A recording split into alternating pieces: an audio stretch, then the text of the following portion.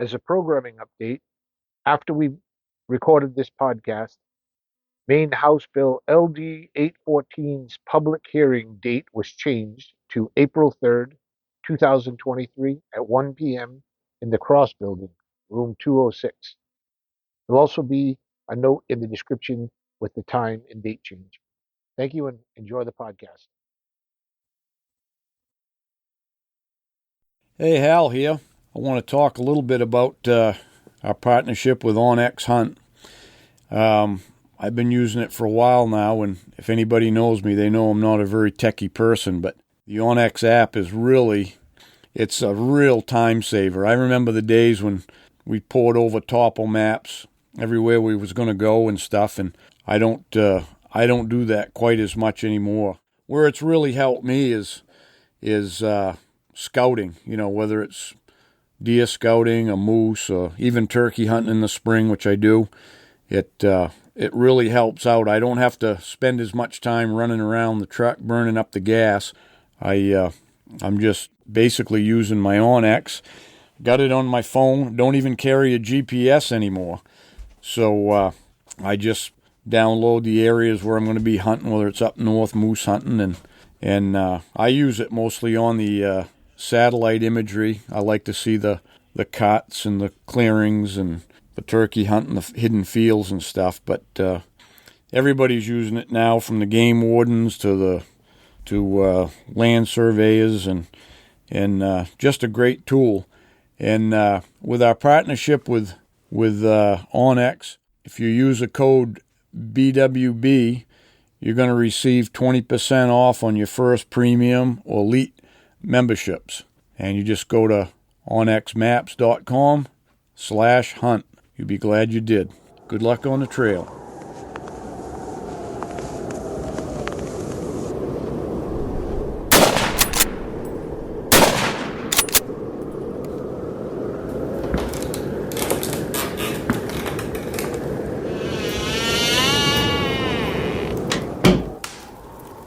This is the Big Woods Bucks Podcast. Come explore the big woods and timber in North America with your host, Maine master guide and deer tracking expert Hal Blood. Listen to Hal and co-hosts Lee Libby and Joe Cruzy as they unlock the secrets of big woods whitetails. Each episode will provide valuable insights into the tried and true system Hal has used for the last 40 years to scout, locate, and hunt mature big woods bucks. Listen and laugh as the crew discusses Hal's legendary adventures and learn how to apply a lifetime's worth of lessons from the big woods to your own hunting and outdoor adventures. Welcome to the Big Woods Bucks Podcast. I'm your host, Hal Blood, sitting over here in Rangeley, Maine, with Leon Libby. Believe it or not, I know, Howdy. just believe it or not, back with Bad Lee for a little. I don't know how long he's going to hang around. I'll give you a couple. Yeah, all right. Got your paycheck here. I got my paycheck. Yeah. Now I feel like I got to do something. Right.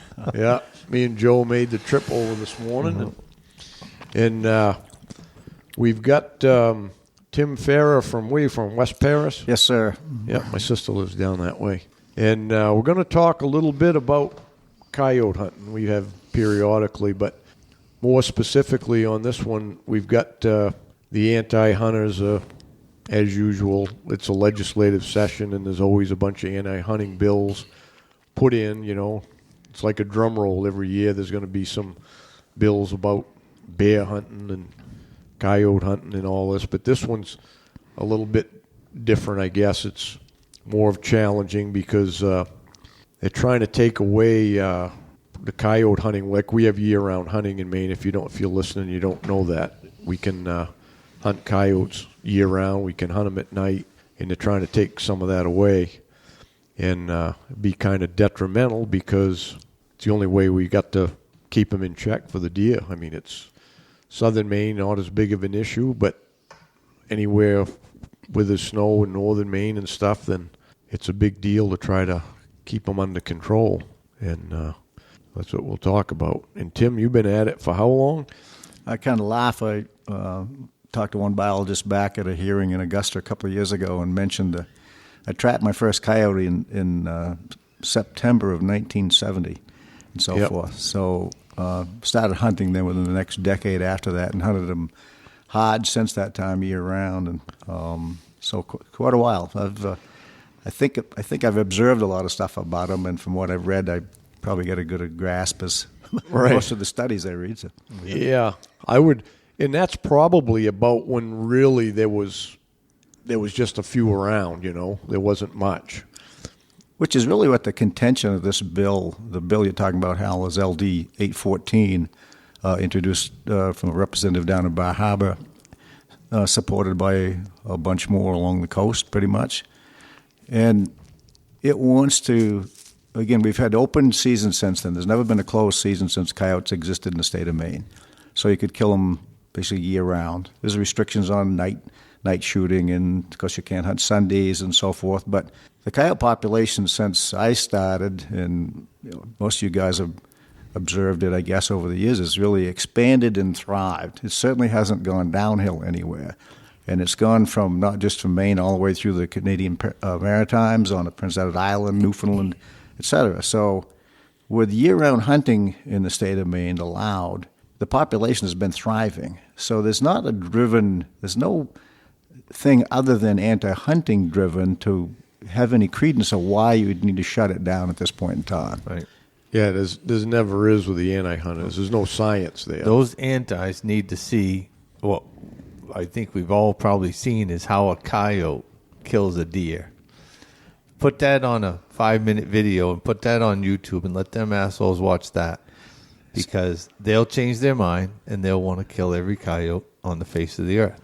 I wish you were correctly, but I honestly don't believe that's true. Really? No, I think the average citizen, what you just described, very well may have that thought after the process, but if you read most of what comes off from the tongues of what I read on the anti-side of this thing is that they believe they have as much right to eat that deer as you do, or any other thing.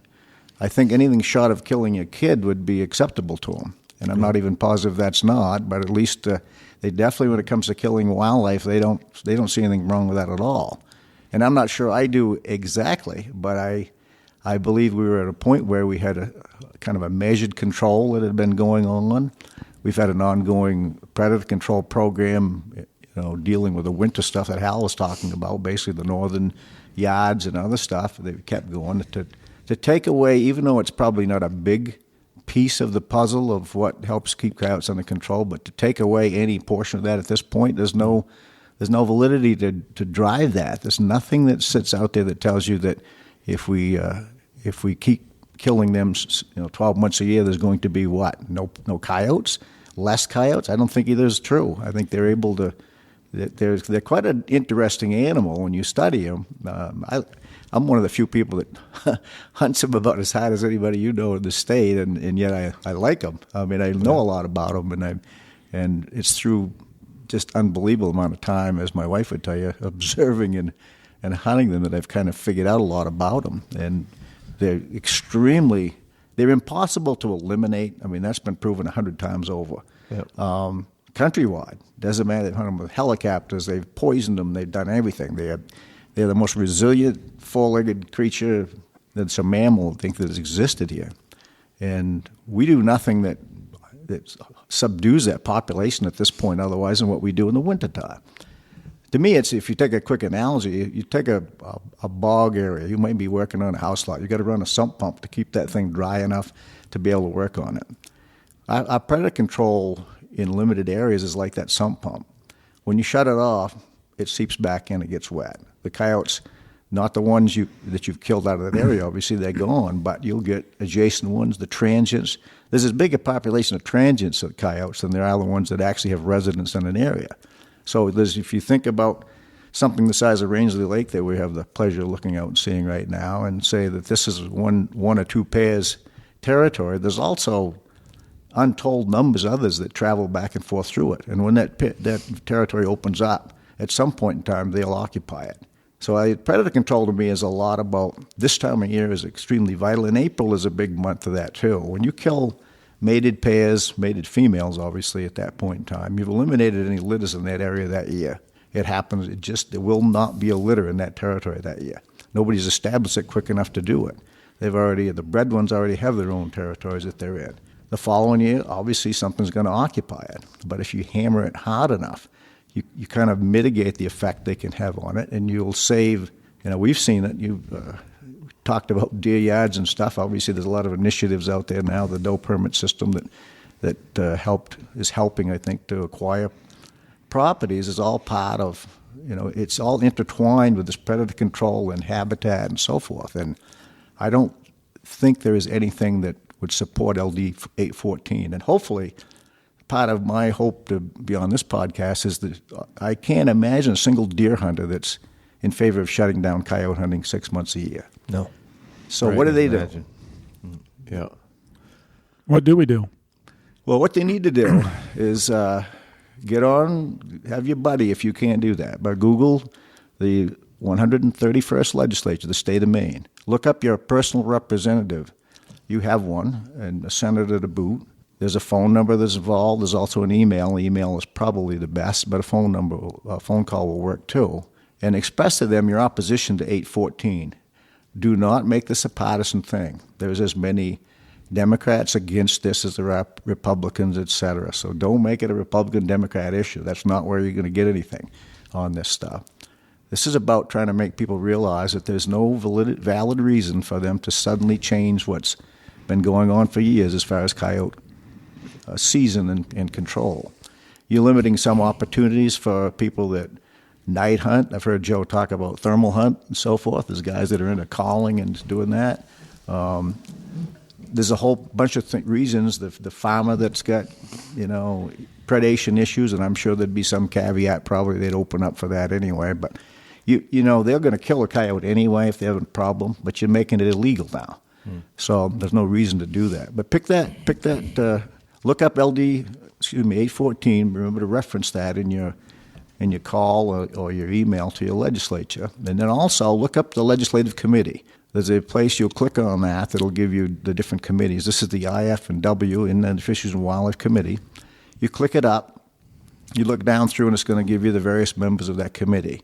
You just see a name to start with. And I had to laugh last night when a Maine guide actually said, I've got the list, but I can't find the email address. So you got to click on a name. So if you see Hal Blood, Representative Hal Blood, and click on that, it's going to give you his email address and stuff. So you can send that to him. And make sure you do that. Even the ones that you think are possibly for this and so forth. Don't do a respectful, simple request. They oppose this stuff.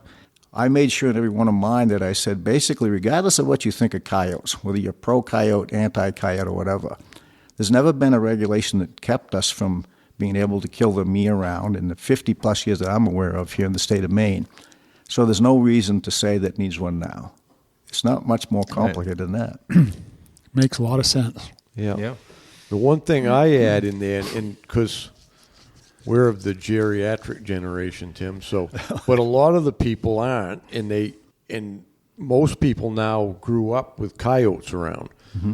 When we were kids, there was no coyotes. They claim it was somewhere in the 50s maybe that there was one or two, and I don't know if you ever knew him, but Amy LaCour was an old woodsman from up in Jackman. They grew up in the woods. And he told me he saw a coyote in I think he said 54 on the railroad between Jackman and Holub, I think. Yeah. And he told me he also saw a white wolf the same year.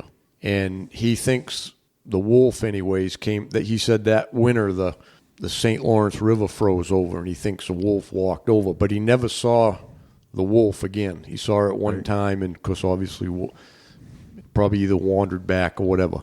There wasn't two of them, the breed. But that was the first I heard of anybody seeing a sighting of a coyote, And then, again, you caught one in 1970 or whatever. But I noticed really it was in the 80s when they really started getting pretty thick in the 80s up north, It's almost the same effect you see when the old, we're looking at Rangeley Lake, but when some invasive species, smallmouth bass, for example, would get introduced, you see a little bit of it for quite a while, and then all of a sudden saturation point hits where it's really apparent everywhere. And the coyotes have done that naturally. They have such a, the natural process for them is they'll have a litter, and that's what everybody talks about, the big packs. They get all freaked out about because they do make a lot of racket and so forth. A half a dozen pups will sound like the world's going to come apart on you and so forth. I like listening to them, honestly, and I know a lot of people do, but I also understand that, there's a limit on how many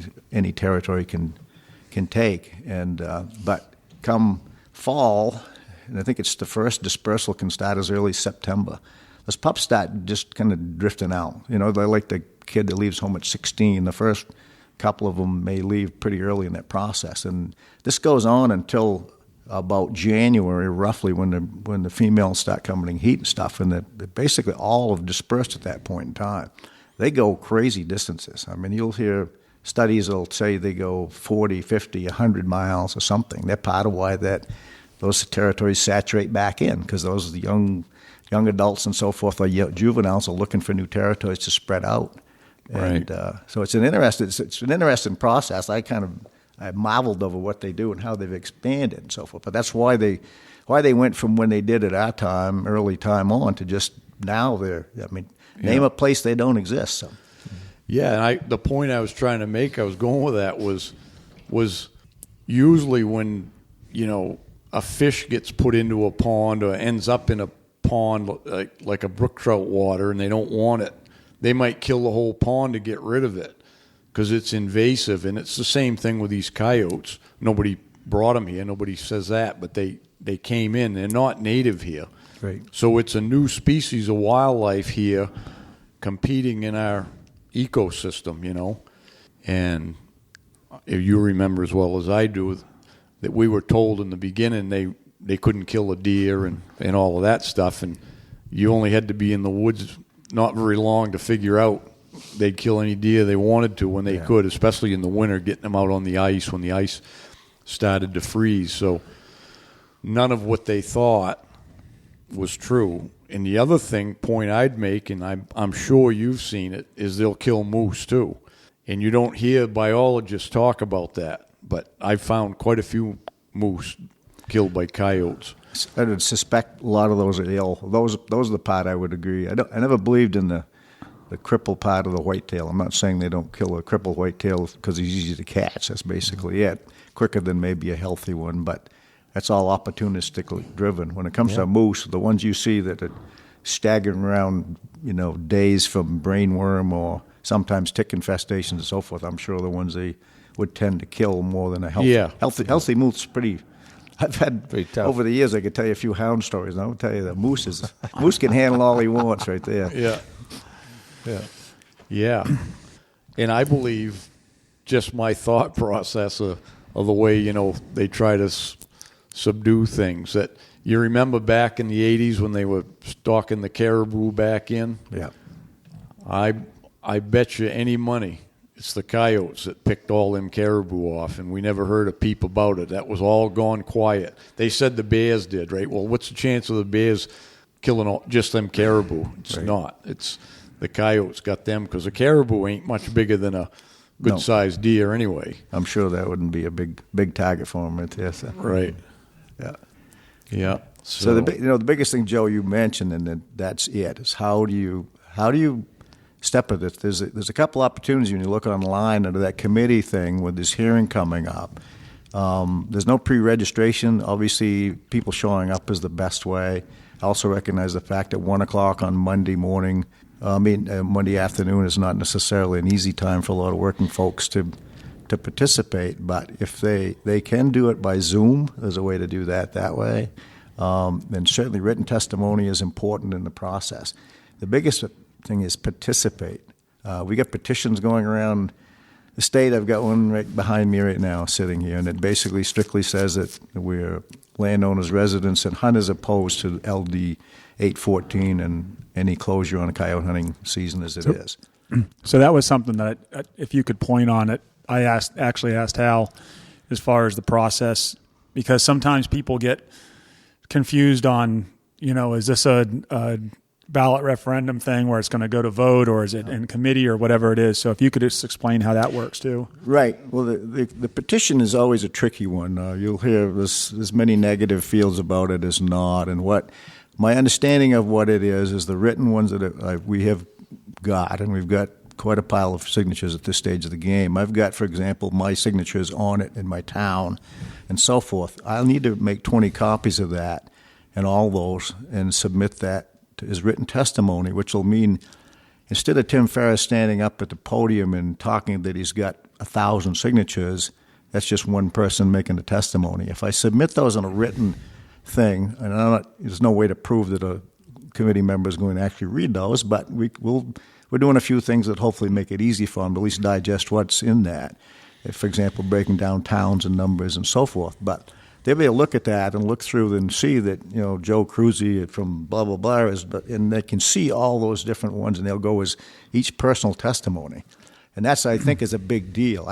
The petition's certainly not the best way to do it, but it is one way, an additional way. And like I talked about earlier, I don't remember now if it was on air or not, but unfortunately, there's a lot of people that will not be in favor of this law that will never do anything, to try to fight it. They're going to complain about it at the pickle barrel at the country store later, but they won't pick the phone up, they won't get on email and so forth. I guarantee you they know someone that can help them navigate that, and that's as simple as that. And I mean, I'm 70 years old, and if I can stumble my way through it, I may have to call my 8-year-old grandson to have him help me. But anyways, do that. Make sure you participate. The numbers, they mean something. These people are elected officials. They're representatives of populations and so forth. They don't, the average one didn't come up with this. They don't even, from a lot of the people I've talked to, aren't supportive of it. But we don't even have a clear feel yet for how IF&W is going to come out on it. And biologically, as I said, and look at it, I don't know as I could argue with them either way on it, because at this stage of the game, the largest kill comes out of the 6 months that they're not trying to fight for right now. So if they sat there and said, now this will have no positive or negative effect, which I might argue that because you're not allowing people to kill them during fawn killing time at all and so forth. But we don't know how they're going to stand. I guess that's my point at this point in time. So what are the dates that they're looking at? The hearing is March 27th. No, the dates that they're trying to outlaw, 6 months? The 6 months they want to shut down is coming right up here now. It won't be this year, obviously, but April 1st through the end of September. There's a little more to that. I don't have the text right in front of me, but there's a night hunting caveat in there, too, that they're going to change how that goes and so forth. So as a lot more people have, in fact, it seems to me that's one of the biggest growing trends that I've seen as far as coyote hunting is a night hunting, and Joe's talked about thermal hunting before and so forth, but that's going to be greatly restricted too if this bill were to pass. So, there's a lot of ramifications here that I think it's just important if you're a hunter, a landowner that has any qualms at all about the presence of coyotes or your ability to control them. That's really what it is. They're taking away that ability. So. Or even beyond that, it goes along with all of them, like the bear referendums and stuff like that. If you're a hunter and you care about hunting, they're chipping away. They do it every time. And if this one passes, it's just another step. And every time we can stop that and make them spend their money and not get what they want, it helps us, and it's just a matter of hunters banding together. Even if you're not a coyote hunter, if you don't care about it, if all you do is hunt ducks, it's still important to you because they're going to be coming after your ducks eventually. Yeah, that's what a lot of people don't realize. They're incrementalists, you know what I mean? They know they can't get the whole thing, so they try to chip around the edges until they got everything in the middle of the pie, And that's the way that usually works. So it's the same way with the gun control stuff. People say, well, I don't use an AR, or I don't know why anybody needs one of them. Doesn't matter whether you think anybody needs one, because the next thing will be the kind of gun you like to use. But people don't think that way usually. They just, I think it's a lot of apathy, really. And that's been proven just in the semi-auto debate, because the guy that uses that semi-auto shotgun to duck hunt, he's going to be in the crosshair soon. Yeah. Because they're going to go after all semi-autos, I agree. And I'll definitely be there on the 27th. Yep. Yeah, I'll be there on the 27th, and I think it's important because they do notice that when the room is packed, and I think that makes a last year or the year before, whichever time they ran the last one, they tried to shut down basically virtually all coyote hunting, dog hunting, night hunting, blah blah blah, a whole bunch of them all in one fell swoop. It got shot down in committee.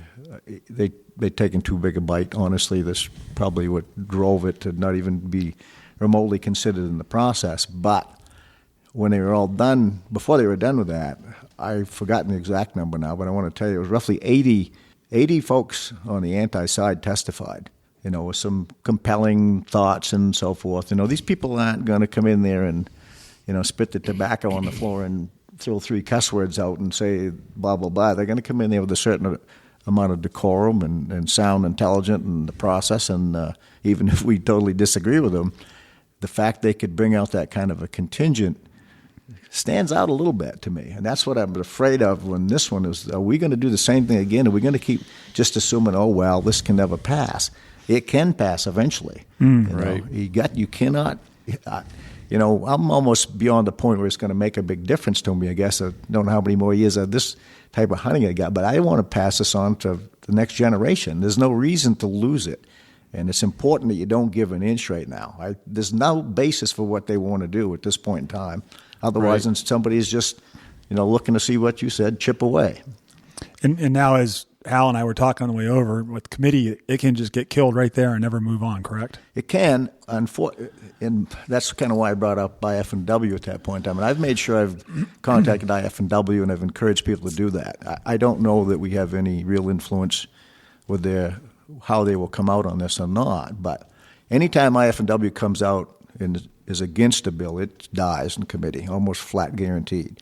If they come out neither for nor against, it leaves me iffy. I don't know what that does for us. It certainly isn't a help and so forth. And obviously, if they come out for it, it's probably going to go through. They won't come out for this. I just don't know. Honestly, my gut is I really think they're going to come out neither for nor against.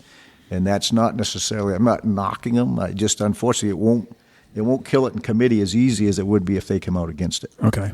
Well, I'm on the board of directors for the Guides Association, and we had our monthly meeting yesterday. Of course, that's been in the topic anyways for a while because we have James Cody there as our executive director and lobbyist. But we've actually kind of doing a dual opposition with Sam, which is double the power now right there. Absolutely. And and obviously the Guides Association is against it, as is Sam. So that'll carry some weight. But what I wanted to put out there to all the hunters, whether you're guides or not, we have the Maine Professional Guides Association is one of the places that represents all hunters, not just guides, because a lot of the stuff that we come up against as guides, it's basically hunting, fishing, and whatever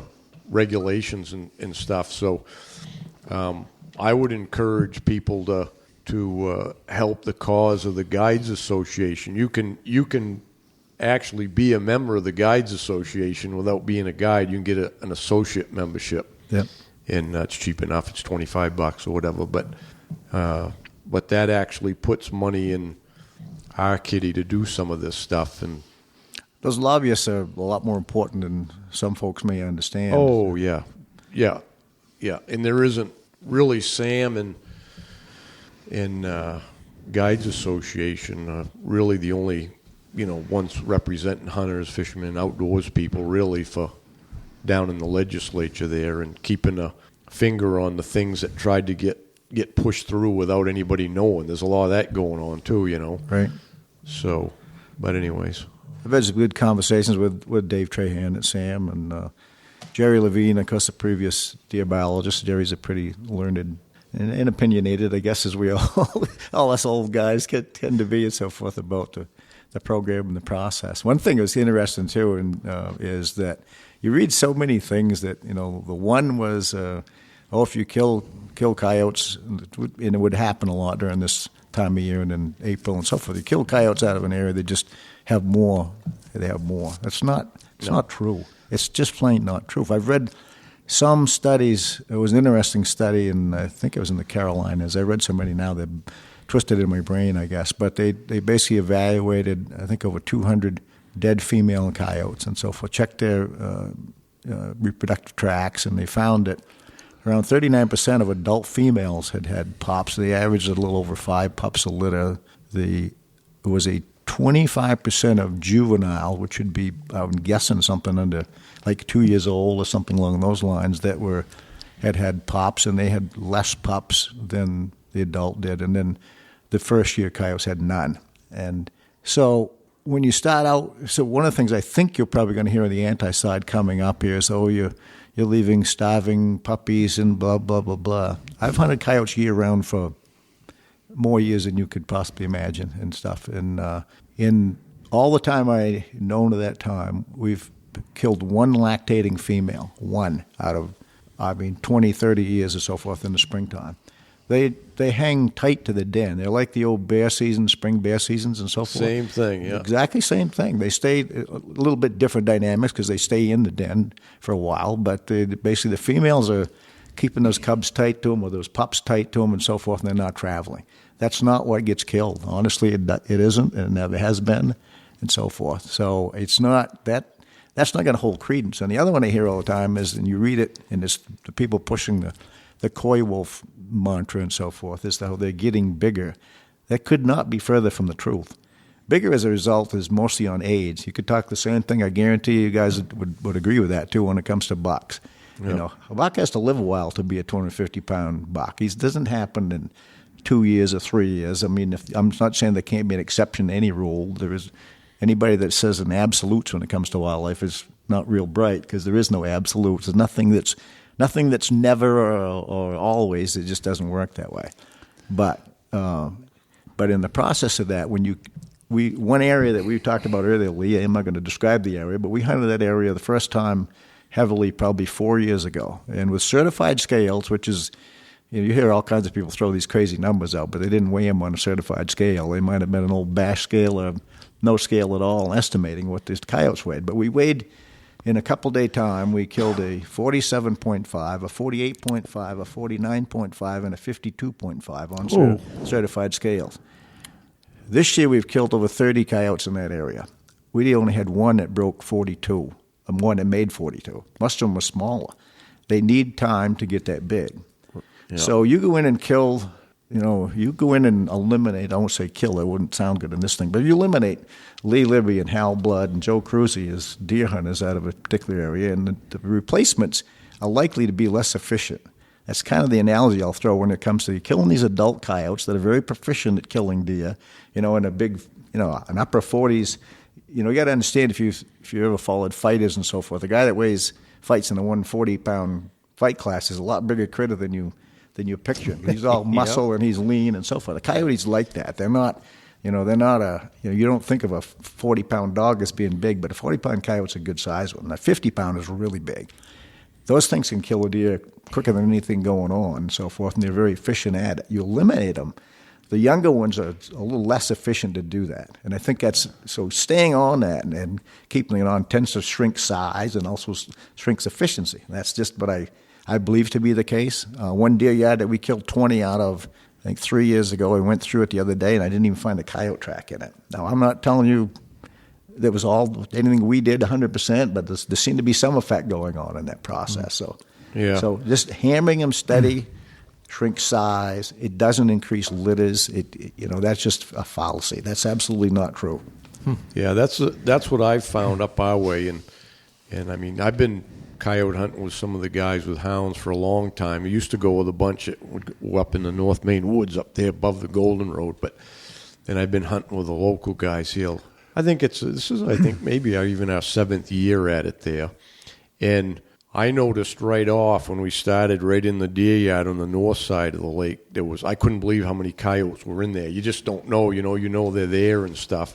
But we didn't hardly have to hunt anywhere else because we started, I think, like in February. But I think we killed 17 that year, and they were all right there in the deer yard. And then the next year when we started to hunt, there was coyotes there. But as soon as we got those out of there might have been 8. If we got 8, it was like there was none there for a couple of weeks. And then a couple more would show up. And then we'd get those. And obviously, those were coming in from the peripheral somewhere. Yep. But over the years, what I've noticed is now there is less in the peripheral. I'm not saying there isn't any, but sometimes you can say it. Because sometimes you go take a ride and you don't ever see a track, and then the next day you take a ride and this track seems to be everywhere. Yep. And it's just the ones, like you said, they're passing through from somewhere. But that's what we've noticed anyways. And I noticed the same thing. Earlier on, we got more big coyotes. We got a few that were 50. Yep.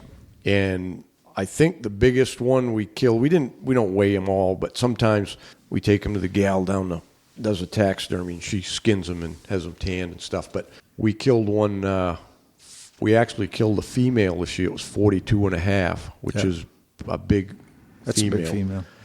And so anyways, we've noticed the same thing, is we're not getting as many of them great big ones anymore. They're averaging in the 30s now, most of the ones we get. And you look at their teeth, if you look at their teeth, you can tell how old they are in a certain... Hey, Hal here. Just wanted to tell you we're excited about our partnership with Minus 33. Minus 33 specializes in merino wool base layers for outdoor enthusiasts, from tops and bottoms to hats, socks, gloves. And our gear is going to keep you warm and comfortable no matter what adventure you're on, especially those big woods ones. We're a fifth-generation family, owned and operated, a New Hampshire woolen textile manufacturer. They have over 106 years of woolen expertise, and they started manufacturing woolen socks, the Mountain Heritage ones, in New Hampshire in 2018, with the idea that a quality product, affordable pricing, and can be worn and loved from season to season, no matter what your experience level or skill is. So no one should feel uncomfortable or ill-prepared in the outdoor community. Having a reliable gear is one of the first steps towards a lifetime of passion or whatever activity it is. And my caveat to that is you got to wear your woolies. Cotton is death. Hey, Hal here, and I want to tell you about Spearfish Forest Products. They're still hiring for skilled labor. They filled some of the other positions, but they're particularly looking for millwrights, electricians, and saw filers. And the locations for these would be Spearfish Forest Products in Spearfish, South Dakota, and Montrose Forest Products in Montrose, Colorado, a division of Neiman Enterprises. Same benefits. They got access to public land available for all outdoor activities. They're doing sign-on bonuses. There's free health care for employees and families, 401k with a company match, and also relocation assistance. So anybody interested in moving and you have any of those skills, you can contact John Fennelson at 307-760-7907 or email hr@Neiman, NEIMAN.com. And their website is NeimanEnterprises.com. Hope you get a position and enjoy it out west. As you all know, Big Woods Bucks is devoted to promoting the best equipment for tracking and still hunting the big woods. Part of that equation for success is the sights that sit on your hunting rifle. We've chosen Skinner Sights as the company to produce our custom-built BWB Tracker Series peep sight. It's constructed of solid steel, has our custom ghost ring, and was co-developed by some of the best trackers in the world. To get yours, go to bigwoodsbucks.com and click on the optics. So do you think, Tim, when you're taking the resident ones out, like what Hal's talking about, the ones that come in peripheral, do they come in and then they stay there and they become resident ones, or are they passing through and out again? Some do. Some stay. What happens is it depends on time of year makes a big difference on how they establish that and so forth. Again, I mentioned the fact a coyote right now is pretty well, if you sledded, once this traveling gets a little better here and the crust and stuff, coyotes will really travel good.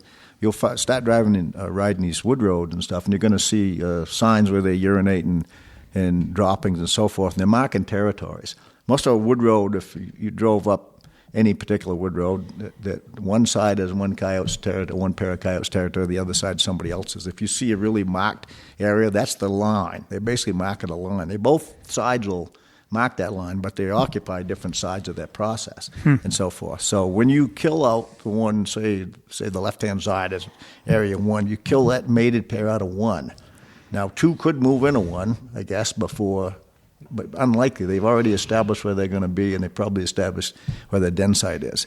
There won't be any move in there that year that have pups. They won't, because the bred ones are the ones we talked about, the numbers. They're not all bred by any means, but the ones that are actually bred and mated have already got a place for that year. Some will move in, but they're not going to have litters and so forth. So your numbers and your size is going to drop in that thing. The ones that occupy it might be that 15 or 25 pounder from the adjacent litter or from one litter that's 50 miles away, honestly could end up there too. And so, yes, you definitely will see it will get occupied again, but that's part of the reason it tends to be smaller all the time, because they tend to be the younger ones that do it, and the transient ones, which are 2-year-olds. I don't know if anybody's determined if there is such a thing as a total potential age. I think some studies I read that talked about some transients that moved 100 miles from where they were born, lived there a year, and then moved on. I mean, it sound like people, I mean, it's probably no different. It's the same idea. Yeah. So is there aside from hounding them, what's the best time of year to kill them? And after they're bred, if you're in a predator control mentality, that's the best time to kill them. The best time to kill them in numbers is in the fall.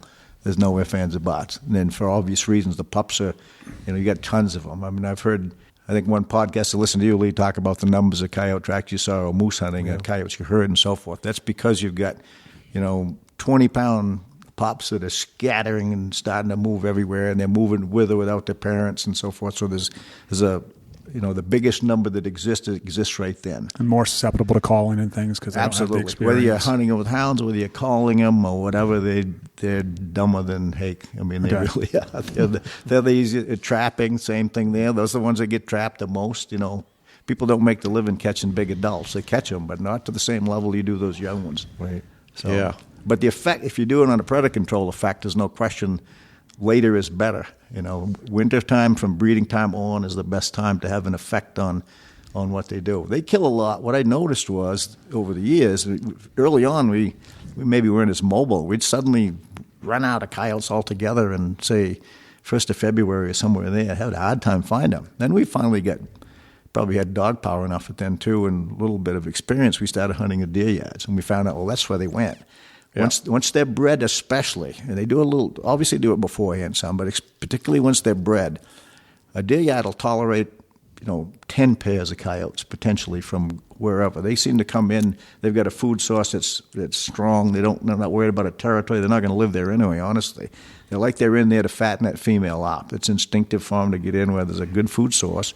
And as you've seen, they kill deer almost at will in a deer yard. And especially later in the winter, the deer are as susceptible as they're ever going to be. I mean, I found them, Rapid River deer yard, just for an example, we found, multiple deer every day, and so forth for one year in particular. When the conditions are right and the coyotes are there, they can have a devastating effect. But they're not all coyotes from there. You could have coyotes that's actually from here could easily have been down there hunting and come back here. It's not a big distance to travel across lakes. I noticed that up our way too. All the ones that maybe earlier in the winter, they're in the peripheral some. They tighten right up into them deer yards come February. Yeah. They start breeding, and they all start in there. And from just my experience with it in town over in Jackman, they get in there, and it's the young deer they're picking off the most. Those lambs, they get those because dumb. They don't know what to do. They get frightened. I think they just stand there. They just don't know what to do, and they get a bunch of them. But usually, the last 5 or 6 years, we've got them all out of there by that time. See, we've taken out what was in there, the locals, and then all of a sudden, more get in there. And we try to keep picking at them. But this year, because we had a lot of crust, it's been kind of a hard year, we couldn't get those out of there early. So now it's like, where'd all these come from? Because we haven't got as many out of there. So it seems like there's a lot more. Doesn't seem like there is. There's more coyotes in there than there has been in several years, The section I live by in West Paris, there's a boundary of roads is probably 1,000 acres roughly in that section, maybe a little more than that. But there always was a pretty good deer yard there. And when we were first getting half proficient at killing coyotes, there was probably a half a dozen. There was a pair with 4 pups that appeared at least, and some of that. A lot of this stuff is not, we're not proving this with DNA studies. We're observing and so forth, which is a typical, I think, what most people do in the outdoors. But you get pretty good at what you're observing, I think, in the process. But we ended up killing those 6 off, and then I don't remember the time frame. Weeks later, 2 or 3 weeks later, a couple more moved in. We killed those off. A couple, 3 weeks later, a couple more moved in. We killed those off. We killed 11 out of that section that winter. There was one little dinky track. I think it was a female. I felt bad for. We didn't even hunt that the rest of the winter right there. So forth. But the interesting part was that my neighbors around that whole section that next fall were raving about the number of spike horns and crotch horns and so forth they saw. There was an absolute noticeable increase in those particular deer, and those are the ones I think you're talking about. Those dumb, they were button bucks, and because they're not that next year, so if they're dumb. They tend to be independent little buggers anyway, so they go off to the side. They're the ones that are going to get killed quicker than anybody. Yeah. And we noticed that, our deer herd up there has recovered a lot since we've been hunting them coyotes there, because this year it finally, it's been getting better. And of course the fall hunt, deer hunt always depends a lot on how much snow you get, when you get it, and all of that. That reflects on it. But our tagging has been running since it dropped off back in 2008, 9, between 100 and 125 a year they've been tagging there. Well, this year it doubled. It was 250. Wow. And some of that was because you could shoot 2 deer. Some of the people shot a doe and a buck, but not a lot of it was that. So, and everybody was talking about, even the guys we had come up, our deer hunters that come to the lodge, how many deer, they never expected they would see that many deer. They weren't even familiar with how to hunt up here. We'd send them off somewhere, and they all were seeing deer and passing up small bucks and stuff. So that didn't happen 10 years ago up there, I'll tell you. No. Yeah. Now, I don't know if you guys are probably more familiar than I am what this new deer initiative money, I've read a little bit of discourse that there's some predation, predator control discussed in it, but I don't know how it's going to lay out. I'm not sure what if anything, they'll actually do. I think it's part of the management of it, because this initiative is to manage for the deer, and so predator control will be part of it. Now, we know there's still some monies every year for predator control, and I don't know who gets it. Evidently the guys that are shooting them with the rifles get it. Well, you have to. I've got 2 territories, so I'm pretty familiar with it, I guess. But you have to get approved by a biologist and blah blah blah blah in the particular areas and so forth, and then that's been a terribly flawed process, a program, I should say. Not that it doesn't encourage. Mostly what it does is pay you mileage and stuff to go hunt. So it makes some old retired dub like me could afford to actually go somewhere and kill some coyotes here and there that he wouldn't necessarily do as much otherwise. But the way you report that is, just because I'm staring at Rangeley Lake, I can use that as an example. But Rangeley Lake is my territory. If I start a coyote out of Rangeley Lake and I kill it on that shoreline over there, it doesn't count. I don't put that on my report.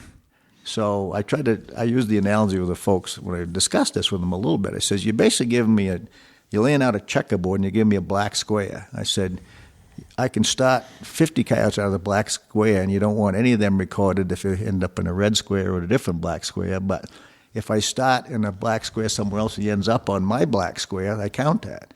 I said, to me, you're missing. So when you completely backwards. Well, because everything is in metrics, and I understand that they want to be able to measure results and so forth, but you don't really truly get a good measurement there. To me, anyone I start out of here, I don't care if I kill him, and I've killed coyotes. The furthest I've measured, I know, over 17 miles away from a place we started them. And 17 straight miles, you could have run 40 miles to get there, but 17 straight miles away. That coyote should count just as much as if I killed him 5 feet from where I started him. He started out of that That's area. right. Yeah. So forth. But that's what I'm curious what they will do, because the measurement process they got on this old program didn't really measure. Now I typically do an asterisk and I give the biologist all that information anyway. I said, because to me she wants to know that. I would want to know that. Yeah, because to me the metric would be how many deer did you save by how many coyotes did you take out of this checkerboard deer yard, And because, like when you described the chase the other day that went X amount, you probably went out of your zone, the one that you mentioned you end up finally going in and shooting. it probably went out of your zone. That wouldn't count, and that's just foolish. Right. It doesn't make sense. No. So when they pay for predator control, is it paid based on what you shoot, or is it paid for your time? Paid with time. Okay. So and rightfully so, you'll hear people throw bounty mentality out all the time. It's never worked ever, not on coyotes. It can work on things that aren't very prolific and so forth. The coyotes, there's been ridiculous amount of money expended on coyotes nationwide that have amounted to absolutely nothing in the process. It's not how the dynamics of them work, and it leads people into, just like in the contest sometimes when somebody throws that 50-pound coyote in the freezer and brings him out, thaws him out just before. There's a lot of fraud that happens out of it and so forth. So you don't really get the results you're looking for directly that way. So that's part of what you asked about. You asked about the programs.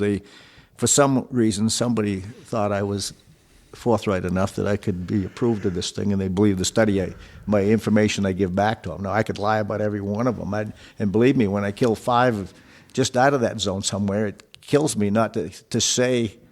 I give them that information a different way, but it's like that should show you what's really happening, if we're really controlling this stuff. Yeah. And that one drainage, if we're killing 35 coyotes out of that drainage, what do you see for results after the fact on the deer? Now, it's extremely difficult to measure that. A lot of studies you read, they're in, I read once the wild coyotes in captivity study. Like, what is it? Let's talk about human behavior when I throw you in jail. Right. What is that? Right.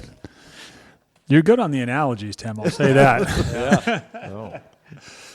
No. Yeah, I know it doesn't seem right, but I think really, because part of that equation is skewed to the severity of the winters, but it's definitely, there's no question up our way, it's helped with the deer hunting.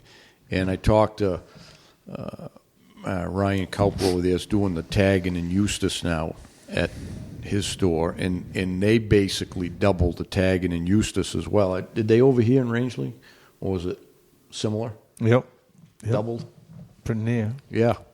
So you think about that. And again, partially due to we've had some relatively easy winters the last 2 or 3, but the 2 or 3 before that we had a lot of snow.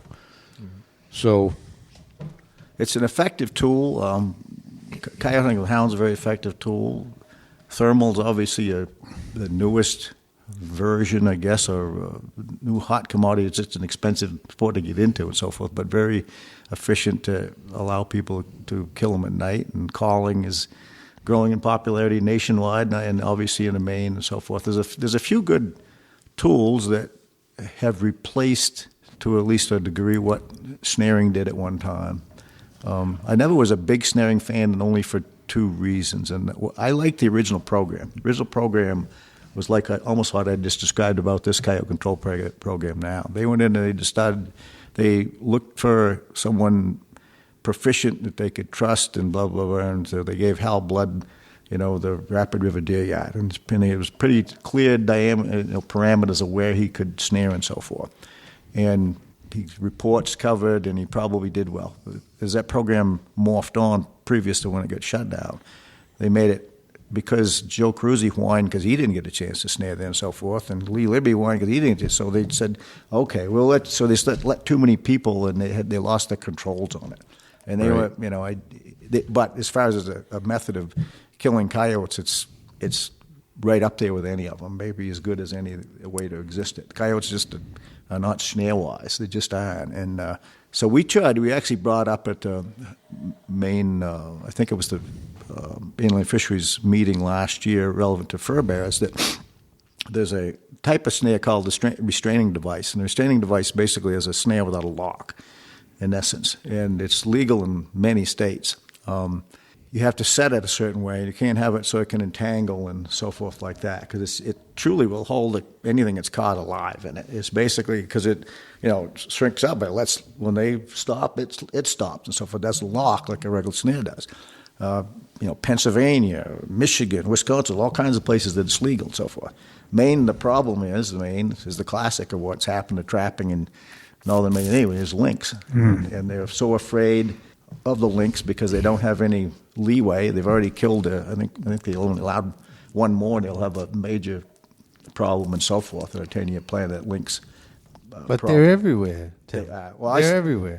We saw 2 lynx the other day where I was just Yeah. mentioned we caught those 5 coyotes. I saw 2 during the chase. In fact, I was wondering if a dog was coming out with a lynx because there was some lynx going every which way there. But We were at Libby's camps in the Allagash the other day, and there's one hanging out in the yard, laying on the snowbank. oh yeah, Just watching snowmobiles go by. there's no problems with them at all. Yeah, it used to be a big deal when you would see one. Now they're just Yeah. not They're every everywhere. day, but they're pretty around common. Here. I mean, And now there's no bobcats up north. You can't find a bobcat anywhere. It's So I've got my theory on that. And I don't, it's probably like most things. It's a combination of stuff. What drives that? But if you think about it, and I've got a deer kill bait in my front field, a roadkill deer I throw on. And a couple nights ago, I think I had a red fox, a gray fox, a possum, 1 coyote, and a bobcat, so forth. And the coyote did not really stay there much. He kind of checked it out and went on and so forth. As long as that coyote doesn't set up shop there, it'll feed a lot of things for a lot of time. Bobcat's the big one. When a cat used to kill a deer, he could eat on that deer for certainly a week, maybe 2 weeks, or so forth.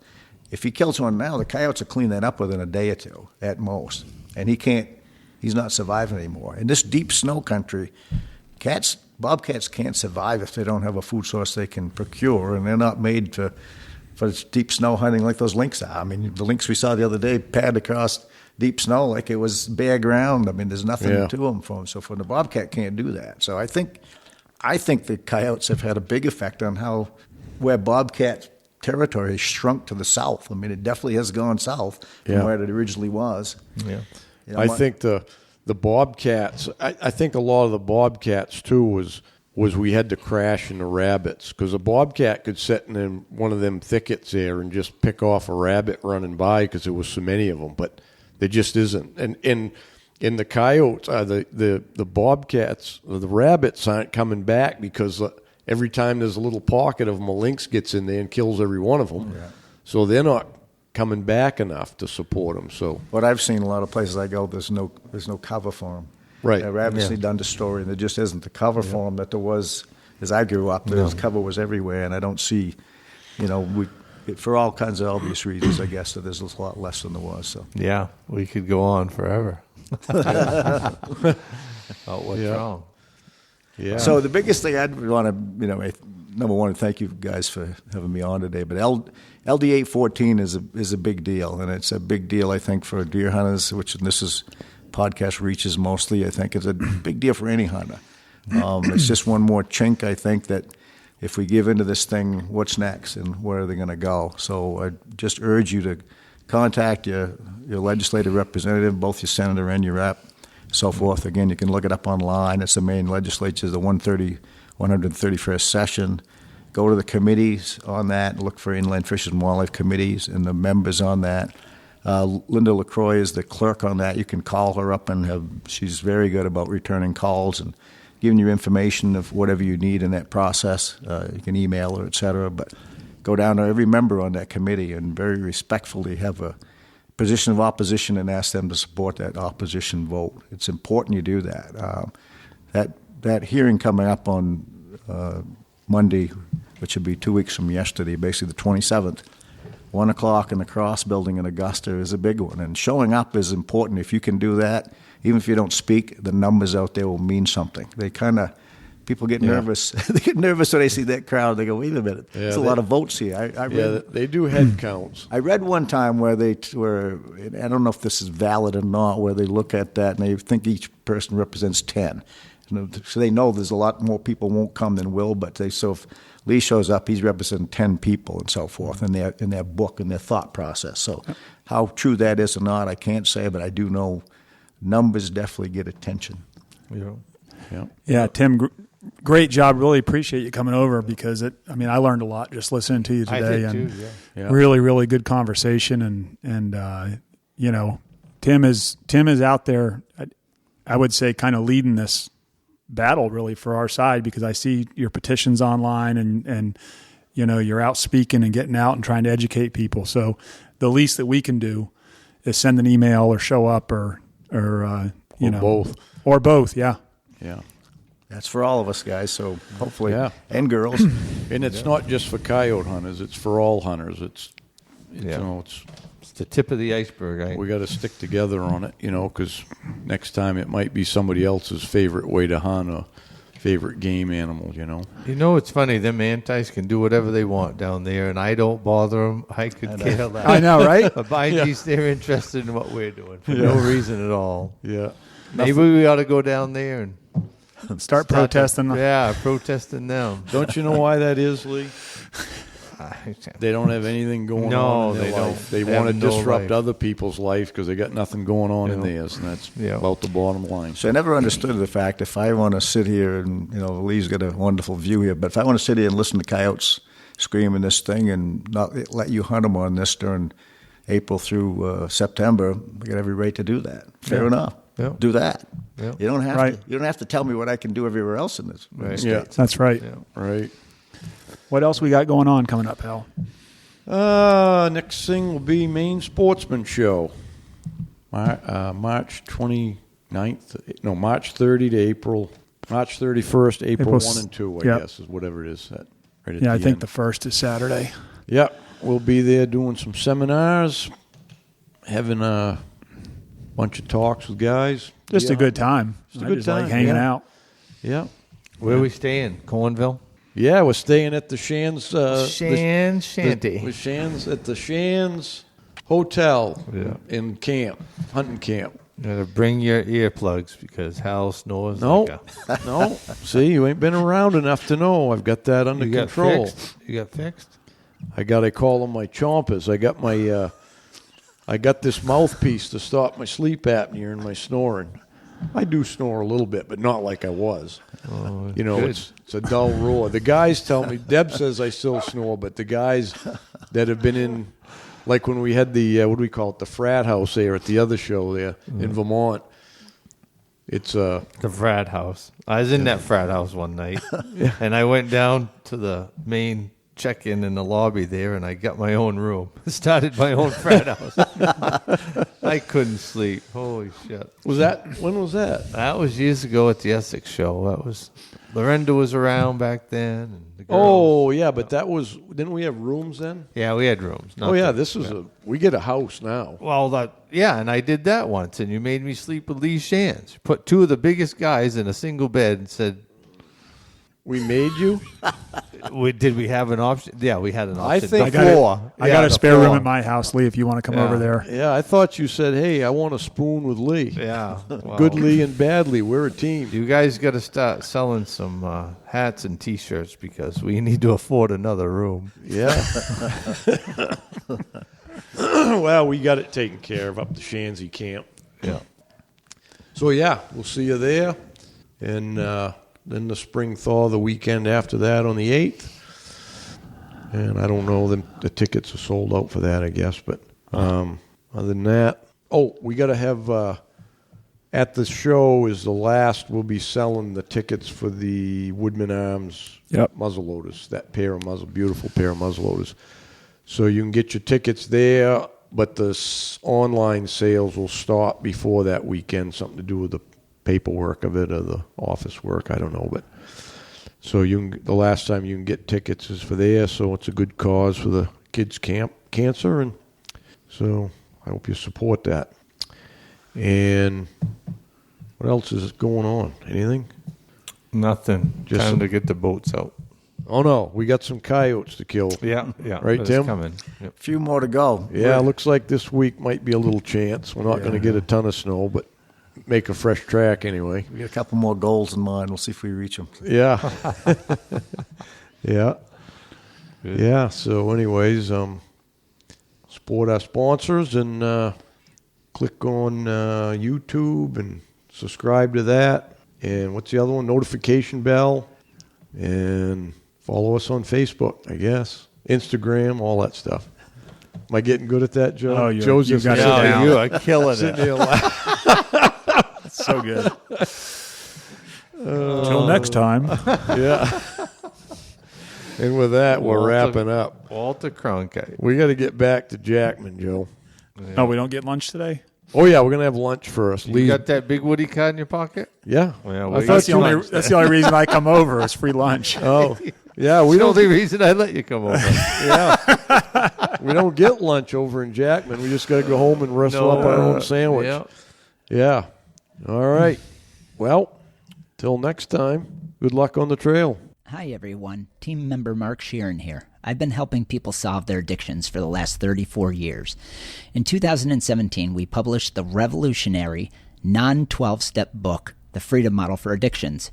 If you'd like a free paperback copy sent directly to you, go to freebook.freedommodel.org. That's freebook.freedommodel.org. All right, take care. Hey guys, Joe here. Wanted to take a few minutes to talk about Lake Parlin Lodge. We're a 4-season lodge located just south of Jackman. We've got cabins, lodge rooms, mini lodge. We're a big snowmobile destination in the winter, full restaurant, bar, all the amenities that you need for your trip. Open all obviously through the summer, right on the lake. Kayaks, canoes, all included with the cabin. We also do a lot of weddings, so if you're looking for a destination wedding, we can do a wedding up to 200 people. And of course, we've got our hunting season, moose season, deer season. So check us out. We're at lakeparlinlodge.com. Hey, thanks for tuning in. Till next time, good luck on the trail.